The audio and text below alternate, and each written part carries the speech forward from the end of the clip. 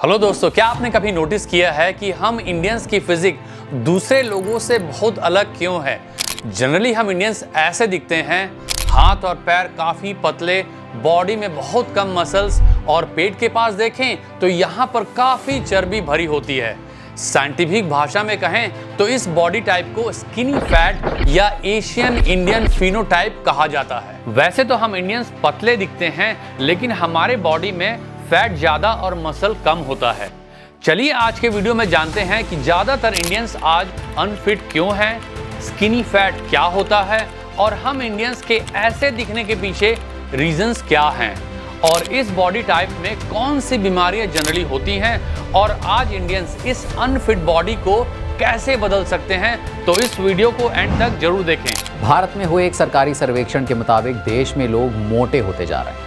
विशेषज्ञों के मुताबिक अगर इसका हल नहीं निकला तो आपात स्थितियों का सामना भी करना पड़ सकता है। दोस्तों, अगर आप एंशिएंट इंडिया की कुछ रेयर फुटेजेस देखोगे तो आपको ज्यादातर भारतीय पतले दिखाई देंगे, जिनकी बॉडी में फैट काफी कम होता था। यहाँ तक कि कुछ लोगों की तो हड्डियां भी दिखाई देती थी। तो पिछले 100 सालों में ऐसा क्या हुआ कि हमेशा पतले रहने वाले इंडियंस अचानक से ओबेसिटी के शिकार हो गए, स्पेशली स्किनी फैट के। आइए इसके पीछे के रीजंस को इस वीडियो में समझते हैं। Reason 1, unhealthy diet. दोस्तों, पारंपरिक भारतीय खाने में अक्सर कार्बोहाइड्रेट ज्यादा होते हैं और प्रोटीन कम होता है। इस कारण से मसल्स का डेवलपमेंट ठीक से नहीं हो पाता और बॉडी फैट का परसेंटेज बढ़ जाता है। चलिए कुछ आम भारतीय खाने पे नजर डालते हैं। सबसे पहले बात करते हैं उन हाई कार्ब्स फूड की जो हमारे मील्स में छाए रहते हैं। राइस लगभग हर इंडियन के घर में एक प्रमुख आहार है, चाहे वो सफेद चावल हो या बिरयानी, हमें इसे बड़ी मात्रा में खाते हैं। दूसरा, रोटी जो गेहूं के आटे से बनती है, ये भी हमारे मील्स का एक आम हिस्सा है। आलू जो कि काफ़ी सब्जियों में यूज होता है, ये सब हाई कार्ब्स फूड हैं जो कि हमें काफ़ी पसंद है। इंडिया के स्ट्रीट फूड मार्केट में तेल, चीज़ और बटर की नदियाँ बहती है।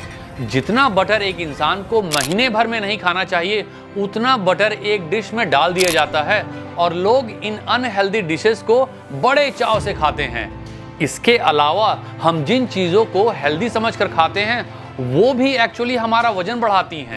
For example, in typical south Indian foods को ही देख लीजिए। ये सभी डिशेस चावल के आटे से बनती है, जिसमें काफ़ी मात्रा में कार्बोहाइड्रेट्स पाए जाते हैं। अब वैसे तो हमारी डे टू डे एक्टिविटीज़ के लिए कार्ब्स काफ़ी ज़्यादा जरूरी हैं, लेकिन इसका ओवर कंजप्शन हमारे लिए हानिकारक है। इंडियन डाइट की सबसे बड़ी प्रॉब्लम है प्रपोर्शन। फॉर एग्जाम्पल, राजमा हमारी बॉडी को काफ़ी इंपॉर्टेंट न्यूट्रिशंस प्रोवाइड करता है, लेकिन हम 100 ग्राम राजमा बीन्स के साथ 250 से 300 ग्राम चावल खा जाते हैं। छोले हमारी बॉडी को प्रोटीन प्रोवाइड करते हैं, लेकिन हम एक कटोरी छोले के साथ 2 बड़े बड़े मैदे के भटूरे खा जाते हैं, जिससे बॉडी में प्रोटीन से ज़्यादा अनहेल्दी फैट और कार्बोहाइड्रेट्स की एंट्री हो जाती है। जैसे कि मैंने कहा, घर के खाने में हम ज़्यादा चावल, रोटी और पराठे खाते हैं और उसके साथ थोड़ी सी हेल्दी दाल और वेजिटेबल्स खा लेते हैं। ऐसे में अगर किसी दिन उन वेजिटेबल्स को भी भरपूर तेल में सब्जी बना ली तो फिर तो सत्यानाश। इसी तरह हम हेल्दी चीज़ें खाते जरूर हैं, लेकिन उनका पोर्शन अनहेल्दी चीज़ों से काफ़ी कम होता है। यूके बेस्ड कार्डियोलॉजिस्ट असीम मल्होत्रा ने एक इंटरव्यू में बताया कि इंडिया में एस्टिमेटेड 72 मिलियन एडल्ट डायबिटीज़ के शिकार हो गए हैं, जिसके लिए एक्स्ट्रा शुगर, फ्राइड स्नैक्स और कार्बोहाइड्रेट्स हैवी डाइट सबसे ज़्यादा जिम्मेदार हैं। इंडियंस अपनी डेली कैलोरीज इनटेक का 70% कार्बोहाइड्रेट से कंज्यूम करते हैं और उनमें से ज़्यादातर लो क्वालिटी कार्बोहाइड्रेट्स होते हैं जो स्किनी फैट को ट्रिगर करते हैं, जिसके साथ दर्जनों बीमारियां भी दस्तक देती हैं। दोस्तों, आप अपने खाने में अधिक हाई प्रोटीन फूड्स जैसे दाल, छोले, पनीर और अगर आप नॉन वेजिटेरियन हैं तो अंडे, फिश, चिकन शामिल करके अपने मील्स को बेहतर बना सकते हैं। साथ ही हाई कार्ब्स फूड के हिस्से जैसे राइस और रोटी को कम करके प्रोटीन वाले फूड्स के हिस्से को बढ़ाकर हम एक अच्छा बैलेंस बना सकते हैं। Reason 2, skinny fat genetics. दोस्तों, जेनेटिक्स हमारे हेल्थ के कई पहलुओं को प्रभावित करता है, जिसमें बॉडी कंपोजिशन भी शामिल है। इंडियंस के लिए कुछ जेनेटिक्स फैक्टर्स स्किनी फैट के एक कारण में से एक हैं। इसके पीछे एक प्रमुख थ्योरी है थ्रिफ्टी जीन हाइपोथेसिस। हमारे पूर्वजों को अकाल और कमी के दौरों का सामना करना पड़ता था।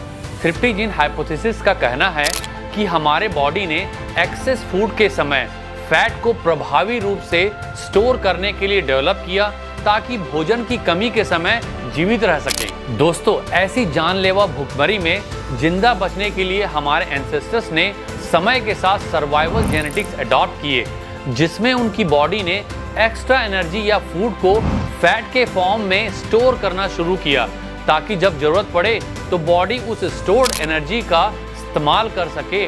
और फैट स्टोर करने के लिए बॉडी की फेवरेट एरिया एब्डोमिनल सेक्शन होता है। एक और जेनेटिक फैक्टर है इंसुलिन रेजिस्टेंस। कई इंडियंस में इंसुलिन रेजिस्टेंस के प्रति जेनेटिक संवेदनशीलता होती है। इसका मतलब है कि हमारे बॉडी इंसुलिन का प्रभावी रूप से यूज नहीं करते, जिससे ब्लड शुगर लेवल बढ़ जाते हैं और पेट के आसपास अधिक फैट स्टोर होता है। Reason 3, excessive comfort. अगर हम 100 साल पीछे चलें और उस वक्त के वर्किंग कल्चर को देखें तो हमारे एंसेस्टर्स यंग एज में खेती करते थे, कंस्ट्रक्शन वर्क करते थे, फैक्ट्रीज में काम करके पसीने बहाते थे और काफ़ी ज़्यादा फिजिकल एक्टिविटीज़ करते थे। फास्ट फॉरवर्ड 100 ईयर्स करें तो आज टेक्नोलॉजी ने हमारी लाइफ को काफ़ी आसान बना दिया है। आज के यूथ को अब एसी वाली ऑफिस में बैठकर डेस्क जॉब करना पसंद है। कई ऑनलाइन बिजनेसेस और जॉब्स भी क्रिएट हुई हैं जो घर बैठे ही हो जाती हैं। अब अगर आजकल के बच्चों की बात करें तो वो बाहर या प्लेग्राउंड में खेलने की बजाय वो घर के ही अंदर सारा टाइम वीडियो गेम्स, टीवी या अपने फ़ोन में बिजी रहते हैं, जिसके कारण उनकी बॉडी में कोई फिजिकल एक्टिविटीज़ नहीं होती है। अब कंफर्टेबल लाइफ जीने में कोई बुराई नहीं है, लेकिन एक्सेसिव कंफर्ट ने हमारी बॉडी को आलसी बना दिया है। इसके अलावा एक स्टडी के मुताबिक भारत में 38% वर्किंग प्रोफेशनल्स डेस्क जॉब कर रहे हैं। वो कई घंटों तक एक ही जगह पर बैठे रहते हैं और बिल्कुल भी मूवमेंट नहीं करते। इन सभी रीजंस की वजह से हमारी बॉडी एक रेस्ट कंडीशन में चली जाती है, जिसमें उसे एक्टिविटीज़ के लिए ज़्यादा कैलोरीज बर्न करने की ज़रूरत नहीं पड़ती और वो बची हुई एनर्जी को फैट के फॉर्म में स्टोर करने लगती है। तो फिर पेट नहीं बढ़ेगा तो और क्या होगा। अगर आप कभी किसी जिम में जाएंगे तो आपको यंग और middle age man hardcore workout करते हुए या पसीने बहाते दिखेंगे, लेकिन उनमें से ज़्यादातर लोगों को रिसेंटली अपने किसी हेल्थ इश्यूज के बारे में पता चला होगा और शायद कुछ लोग अपनी शादी के लिए भी वजन घटाने की कोशिश में लगे होंगे। लेकिन जैसे ही रिपोर्ट नॉर्मल आना शुरू होगी या शादी हो जाएगी, वो लोग जिम आना बंद कर देंगे और 6 महीने बाद आप उनके हालात देखेंगे तो वो पहले से भी बुरे होंगे, यानी कि 80% लोग पहले से भी ज़्यादा मोटे हो गए होंगे। और फिर वो कहेंगे कि अरे यार, जिम बंद करने के बाद वजन तेजी से बढ़ने लगता है। लेकिन असल में ये सिर्फ एक मिथ है। आप ज़्यादा कैलोरीज कंज्यूम करोगे और उन्हें बर्न नहीं करोगे तो वो फैट में ही स्टोर होगी ना। इसलिए फिटनेस को प्रायोरिटी देना जरूरी है और हमें सिर्फ शॉर्ट टर्म गोल्स अचीव करने के लिए वर्कआउट नहीं करनी चाहिए, बल्कि इसे अपनी लाइफ स्टाइल बनानी चाहिए। फिर स्किनी फैट बॉडी सिंड्रोम हो या डायबिटीज और कोलेस्ट्रॉल जैसी दर्जनों हेल्थ प्रॉब्लम्स आपके सामने भटकेंगी भी नहीं। अगर आपकी बॉडी टाइप भी स्किनी फैट है तो आपको भी अपने डाइट को चेंज करना होगा और साथ ही मसल मास बढ़ाना होगा और अपने पेट के पास फैट को कम करना होगा। ये सुनने में मुश्किल जरूर लगता है, पर ट्रस्ट मी, धीरे धीरे ये आपके लिए आसान हो जाएगा। वेल फ्रेंड्स, इंडियन मैन के अनफिट होने के और क्या रीज़न हो सकते हैं और आप अपनी बॉडी को फिट रखने के लिए क्या करते हैं, कमेंट्स में बताइएगा। उम्मीद है कि ये वीडियो आपको पसंद आया होगा और आपको इस वीडियो से कुछ वैल्यू मिली होगी। अगर आपको ये वीडियो पसंद आया तो लाइक और शेयर करें और इस चैनल को सब्सक्राइब करना ना भूलें। अपना ख्याल रखिए, खुश रहिए, हेल्दी रहिए। मिलते हैं एक नए टॉपिक के साथ। Thank you for watching this video. Take care.